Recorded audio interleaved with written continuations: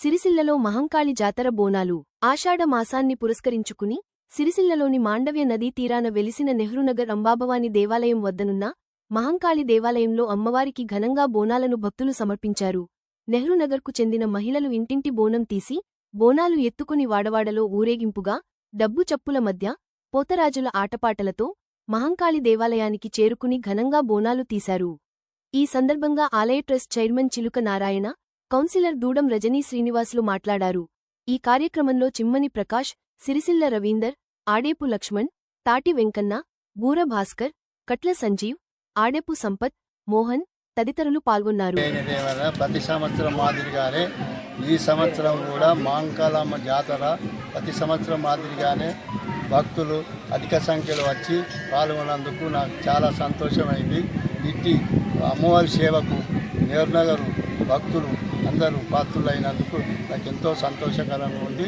రాను ఈ మహంకాళమ్మ గుడి కానీ అమ్మవారి టెంపుల్ కానీ ప్రతి సంవత్సరం ఇంత ఎదుగుతూనే ఉంది. కానీ ప్రజలు కూడా సిరిసిల్ల పట్టణ ప్రజలు కూడా నాకు సాధిస్తారు. అందరూ కూడా దీనికి కొంచెం వాళ్ళ తోచినంత సహాయం చేసి ఈ గుడిని డెవలప్ చేసారు. అందరికీ నా ధన్యవాదాలు.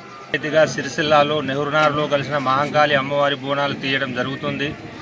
గత సంవత్సరం కంటే ఈ సంవత్సరం మెరుగ్గా జరుగుతూ ఉంది. అధిక సంఖ్యలో వాడకట్టు సిరిసిల్ల ప్రజలు, నెహ్రూనగర్ ప్రజలు అధిక సంఖ్యలో పాల్గొని అమ్మవారి ఆశీర్వాదానికి కృపకు పాత్రులవుతున్నారు. అలాగే అధిక సంఖ్యలో ఇంకా మునుముందు ఇంకా అధిక సంఖ్యలో పాల్గొనాలని, అమ్మవారి ఆశీర్వాదం వల్ల పంటలు, పాడి పరిశ్రమలు, వర్షాలు